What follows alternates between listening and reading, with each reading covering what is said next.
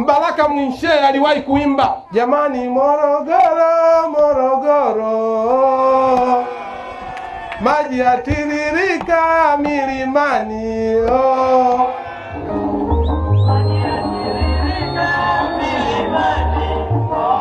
Wali mtamu sana kwa maini, lakini ukikaa sana unakuwa kipolo.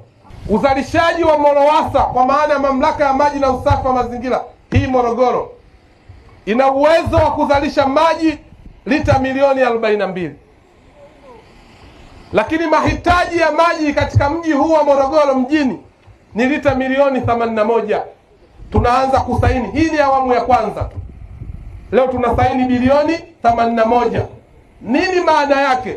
Sasa tunakwenda kuzalisha lita milioni 108.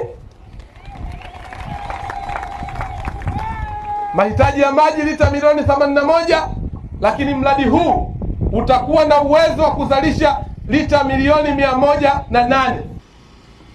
Morogoro maji yalikuwa yanatiririka masaa 24 miaka 40 iliyopita. Vyanzo vile vimekwenda wapi? Ukienda juu watu wameharibu vyanzo. Sasa Mheshimiwa Waziri, tunarudi juu kwa sababu vyanzo vya Morogoro ni vyanzo vya Mindu, lakini pia ni vyanzo vya Kidunda, ni vyanzo vya Wamiruvu, ni vyanzo vya Kilombero na bwawa la Mwalimu Nyerere. Sisi ndio hazina ya vyanzo vya maji kupeleka kwenye vyanzo katika mabwawa makuu ya Tanzania.